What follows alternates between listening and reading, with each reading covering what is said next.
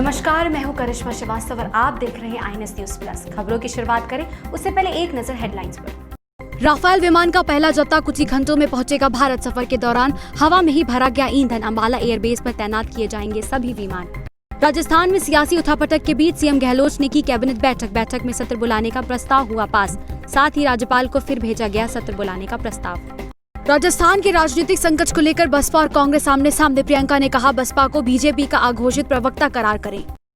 Rafale लड़ाकू विमान की पहली खेप के रूप में 5 राफेल फ्रांस से भारत के लिए कल ही रवाना हो गए हैं। अब कुछ ही घंटों में भारत की सरजमी पर राफेल लॉन्च करेगा। राफेल का स्वागत करने के लिए तैयारियां जोरों शोरों पर चल रही हैं। भारत आने के बाद राफेल अंबाला एयरबेस पर लॉन्च करेगा। चीन के साथ जब सीमा पर तनाव की स्थिति बनी हुई है, ऐसे वक्त में भारतीय सेना की शक्ति और भी मजबूत होने वाली है। जिस लड़ाकू विमान का काफी वक्त से इंतजार था, वो राफेल विमान अब बस चंद घंटों की दूरी पर है। फ्रांस से हुए सौदे के तहत राफेल लड़ाकू विमानों की पहली खेप बुधवार सुबह भारत पहुंचेगी। सोमवार को सभी 5 विमान फ्रांस से रवाना हुए। 7 घंटों का सफर करके UAE पहुंचे और फिर वहां से भारत के लिए रवाना। वहीं राफेल के लिए अंबाला एयरफोर्स पूरी तरह से तैयार है। इस लड़ाकू विमान के लिए एयरबेस विशेष प्रतिबंध किए गए हैं। राफेल के आने से चीन को चुनौती तो पाक की नापाक हरकतों पर नजर रहेगी। राफेल की अंबाला एयरबेस पर तैनाती से एयरफोर्स ही नहीं, सैन्य शक्ति में भी इजाफा होगा। गोल्डन एरो को देश में राफेल की पहली स्क्वाड्रन होने का गौरव मिला है। चलिए बताते हैं कि अंबाला एयरबेस को क्यों चुना गया। वायुसेना की 17 नंबर स्क्वाड्रन यानी गोल्डन एरो स्क्वाड्रन को 1991 में अंबाला में ही तैयार किया गया था। उस समय इसे हावर्ड एयरक्राफ्ट से लैस किया गया था। बाद में इसे वैम्पायर और हंटर एयरक्राफ्ट दिए गए। 1975 में इसे उस समय के सबसे आधुनिक MiG-21 एयरक्राफ्ट दिए गए, जो अब तक इस स्क्वाड्रन की शान रहे। गोल्डन एरो ने 1965 और 1971 के युद्धों में अपने जौहर दिखाए थे। यहाँ तक कि कारगिल युद्ध के दौरान यह स्क्वाड्रन भटिंडा में तैनात थी। भारत पाक के बीच 1965 और 1971 में पाकिस्तान को धूल चटाने में अंबाला एयरबेस की महत्वपूर्ण भूमिका रही। अप्रैल 1938 में स्टेशन हेडक्वार्टर से शुरुआत हुई थी। वर्ष 1991 से 1954 के बीच एयरफोर्स में 307 विंग की तैनाती की गई थी। कुछ समय बाद 7 विंग स्थापित की गई, जो अभी भी मौजूद है। गौरतलब है कि मई महीने से भारत और चीन के बीच सीमा पर विवाद चल रहा है। इस बीच राफेल की पहली खेप की तैनाती अंबाला में ही की जा रही है, जो कि चीन बॉर्डर से 300 किलोमीटर है। ऐसे में अगर जरूरत पड़ी तो चंद मिनटों में ही राफेल को बॉर्डर पर पहुंचाया जा सकता है। यानी अगर दुश्मन कोई गुस्ताखी करता है तो उस पर एक्शन करने के लिए पूरी तरह से तैयार है।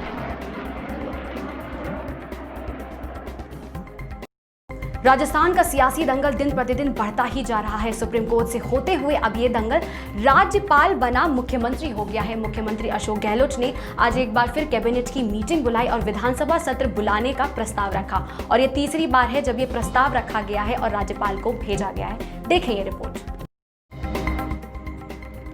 राजस्थान में राज्यपाल बनाम सरकार के बीच आर पार की लड़ाई जारी है।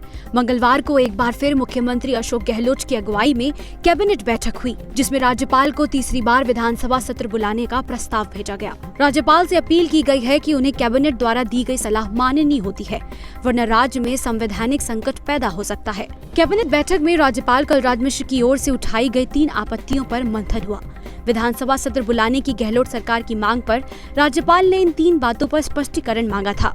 राज्यपाल ने विधानसभा सत्र बुलाने के लिए 21 दिन का नोटिस देने की बात कही है। वहीं गहलोत 31 जुलाई को सत्र बुलाना चाहते हैं। गवर्नर ने दूसरी बात पूछी है कि यदि आप बहुमत साबित करना चाहते हैं तो लिखित में बताइए कि विश्वास मत के लिए सदन का सत्र बुलाना है। राज्यपाल ने कोरोना संक्रमण से उपजे हालात को लेकर भी आपत्ति जताई है।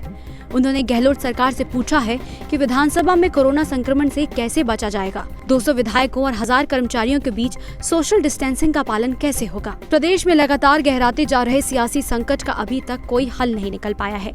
इस मसले को लेकर करीब 15 दिन पहले CMR में हुई विधायक दल की बैठक के बाद या हाईकोर्ट और सुप्रीम कोर्ट होते हुए अब विधानसभा सत्र को आहूत करने को लेकर राजभवन और सरकार के टकराव में तब्दील हो चुका है। विधानसभा सत्र बोलने की राज्य सरकार की मांग के बाद राजभवन और सरकार के बीच पत्रावली संवाद चल रहा है। राज्य सरकार की इस मांग पर विचार करते हुए राजभवन ने विधानसभा सत्र को आहूत करने के लिए कुछ शर्तें रखी हैं। राजस्थान के राजनीतिक संकट को लेकर बसपा और कांग्रेस इस समय आमने सामने है। बसपा सुप्रीमो मायावती ने कांग्रेस पर सीधा वार किया तो कांग्रेस ने भी पलटवार करने में देर नहीं लगाई। कांग्रेस की महासचिव प्रियंका गांधी वाड्रा ने बसपा पर वार करते हुए कहा है कि बसपा को बीजेपी का अघोषित प्रवक्ता करार कर देना चाहिए। देखिए ये रिपोर्ट। राजस्थान में जारी सियासी दंगल में अब कांग्रेस बनाम बहुजन समाज पार्टी की लड़ाई शुरू हो गई है। मंगलवार सुबह बहुजन समाज पार्टी की प्रमुख मायावती ने प्रेस कॉन्फ्रेंस कर कांग्रेस पर निशाना साधा था। अब कांग्रेस महासचिव प्रियंका गांधी वाड्रा ने पलटवार किया है और एक बार फिर बसपा को बीजेपी का अघोषित प्रवक्ता करार दिया है। प्रियंका गांधी वाड्रा ने ट्वीट कर कहा कि भाजपा के अघोषित प्रवक्ता ने बीजेपी की मदद करने के लिए व्हिप जारी किया है, लेकिन ये सिर्फ व्हिप नहीं है बल्कि लोकतंत्र संविधान की हत्या करने वालों को क्लीन चिट है। मंगलवार सुबह ही मायावती ने प्रेस कॉन्फ्रेंस की थी और कांग्रेस पर जमकर निशाना साधा था। मायावती की ओर से कहा गया कि कांग्रेस ने लगातार धोखा दिया है और धोखे से ही बसपा के विधायकों को अपनी ओर किया है। बसपा की ओर से इस मामले को सुप्रीम कोर्ट तक ले जाया जाएगा। अगर कांग्रेस की सरकार गिरती है तो इसके लिए अशोक गहलोत ही जिम्मेदार होंगे। गौरतलब है कि प्रियंका गांधी वाड्रा और मायावती के बीच इससे पहले भी इस तरह ट्विटर वॉर छिड़ चुकी है। प्रियंका लगातार बहुजन समाज पार्टी को बीजेपी का अघोषित प्रवक्ता बताती आई हैं। देश में कोरोना के मामले डेली नए रिकॉर्ड कायम कर रहे हैं। इतनी कोशिशों के बाद भी नए केसेस में वृद्धि दर्ज की जा रही है, लेकिन राहत की बात यह है कि दिल्ली और मुंबई में कम केसेस देखे जा रहे हैं। देखिए रिपोर्ट। देश में कोरोना के मामले नित नए और डराने वाले रिकॉर्ड बना रहे हैं। तमाम कोशिशों के बाद भी हर रोज नए केस बढ़ रहे हैं। ये लगातार चौथा दिन है जब देश में कोविड-19 के मामले 45 से 50 हजार के बीच आए हैं। मंगलवार को स्वास्थ्य विभाग द्वारा जारी ताजा आंकड़ों के अनुसार देश में पिछले 24 घंटों में 47,703 नए मामले सामने आए, जिसके बाद कुल संक्रमितों की संख्या बढ़कर 14,83,156 पहुंच गई है। वहीं इस दौरान 654 लोगों की मौत हुई और कुल मृतकों की संख्या बढ़कर 33,425 हो चुकी है। वहीं अब तक 9,52,743 लोग इस खतरनाक वायरस को मात देने में कामयाब हुए हैं। देश भर में कोरोना वायरस तेजी से पैर पसार रहा है। पहले बात दिल्ली की करते हैं। देश की राजधानी में पहली बार कोरोना के कम मामलों ने राहत दी है। 2 दिन के आंकड़ों को एक साथ देखें तो बदलाव साफ दिखेगा। 23 जून को दिल्ली में नए केस की तादाद 3,947 थी। एक महीने से ज्यादा वक्त के बाद सोमवार यानी 27 जुलाई को नए केस की तादाद रही सिर्फ 613। इससे अंदाजा लगाया जा सकता है कि दिल्ली में हालात काबू में आ रहे हैं। देश की राजधानी दिल्ली में अब कोरोना वायरस रिकवरी रेट 88% के करीब पहुंच चुकी है। इस बीच मुंबई में भी रोजाना नए केस घट रहे हैं। महाराष्ट्र के कुल केस में मुंबई की हिस्सेदारी घट रही है। सोमवार को मुंबई में नए कोरोना केस 1021 दर्ज किए गए। महाराष्ट्र में कुल केस 3,83,723 हैं। इनमें मुंबई का हिस्सा 1,10,000 के करीब है। यह हिस्सेदारी करीब 29% है, जबकि अप्रैल के आखिर में महाराष्ट्र के 67% मामले सिर्फ मुंबई से थे। यानी मुंबई में भी हालात काबू में आने लगे हैं। बढ़ते मामलों को देखते हुए अब बस दुनिया को इंतजार है तो वो है इसकी वैक्सीन। पहले ही कोरोना वायरस से परेशान अब मुंबई भारी बारिश से परेशान है। मुंबई के कई हिस्सों में काफी जलभराव हो गया है और बीएमसी ने कहा है कि अब आप सभी सावधान रहें। तो वहीं बिहार में भी बाढ़ से लोग काफी परेशान हैं और अब कांग्रेस के कार्यकर्ताओं ने रेस्क्यू ऑपरेशन चालू किया है। देखेंगे रिपोर्ट। कोरोना महामारी से करा रही मुंबई को अब मौसम की मार भी झेलनी पड़ रही है। मुंबई और आसपास के इलाकों में हो रही बारिश के कारण लोगों की मुश्किलें काफी बढ़ गई हैं। मंगलवार सुबह से ही मुंबई के कई इलाकों में तेज तो कहीं पर हल्की बारिश हो रही है, जिससे सड़कों पर भारी पानी के कारण यातायात की आवाजाही में खासी दिक्कत आ रही है। इसके साथ ही पैदल चलने वाले राहगीरों को भी काफी कठिनाई आ रही है। सोमवार को भी पूरे दिन शहर के अलावा पूर्वी और पश्चिमी उपनगर में दिन भर रुक रुक कर बारिश होती रही।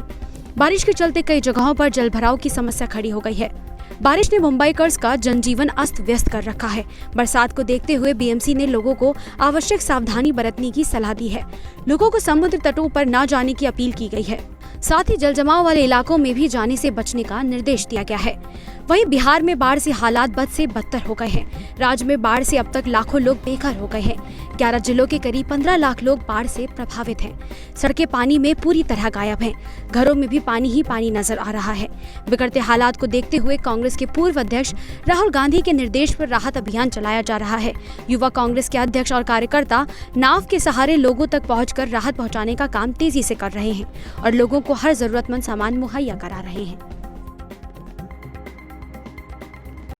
सुशांत सिंह राजपूत के निधन को 1 महीने से ज्यादा हो चुके हैं और इसके बाद भी फैंस का गुस्सा थमने का नाम ही नहीं ले रहा है। फैंस लगातार सीबीआई इन्वेस्टिगेशन की मांग कर रहे हैं। तो अब इसी कड़ी में नेता भी फैंस के साथ जुड़ने लगे हैं। उन्होंने भी सीबीआई इन्वेस्टिगेशन की अपील की है। देखें ये रिपोर्ट। सुशांत सिंह राजपूत की खुदकुशी के मामले में महाराष्ट्र के मुख्यमंत्री उद्धव ठाकरे पर दबाव बढ़ता ही जा रहा है। एक तरफ जहां सुशांत के फैंस लगातार मामले की जांच सीबीआई से कराने की मांग कर रहे हैं, तो वहीं दूसरी तरफ राजनीतिक पार्टियों ने भी जोर डालना शुरू कर दिया है। सोमवार को बीजेपी नेता मनोज तिवारी ने उद्धव ठाकरे से खुदकुशी के 43 दिन बाद एफआईआर दर्ज नहीं करने को लेकर सवाल किया। तो वहीं अब महाराष्ट्र के उप मुख्यमंत्री अजीत पवार के बेटे पार्थ पवार ने भी सुशांत मामले की जांच सीबीआई से कराने की मांग की। सुशांत सिंह राजपूत के सुसाइड के बाद कंगना रनौत समेत कई सेलेब बॉलीवुड में नेपोटिज्म, मूवी माफिया और गुटबाजी पर अपना पक्ष रख रहे हैं। एक्टर रणवीर शौरी ने ट्विटर के जरिए बॉलीवुड में चल रहे गैंग पर निशाना साधा। गैंग अनिवार्य रूप से कुछ शक्तिशाली, भ्रष्ट, चालाक बुड्ढों और कुछ दूसरी पीढ़ी के युवा प्रोड्यूसर का परस्पर लाभकारी गठबंधन है, जिन्हें फिल्म साम्राज्य विरासत में मिले हैं। उनका उद्देश्य बॉलीवुड व्यवस्था के शीर्ष पर कंट्रोल करना है। वहीं इस मामले में पूछताछ का सिलसिला भी जारी है। महेश भट्ट के बाद सुशांत सिंह राजपूत मौत के मामले में मुंबई पुलिस बॉलीवुड के निर्माता निर्देशक करण जौहर से पूछताछ करेगी। करण जौहर से पूछताछ इस हफ्ते के अंत तक की जाएगी। आज के बुलेटिन में बस इतना ही। इजाजत दीजिए। नमस्कार।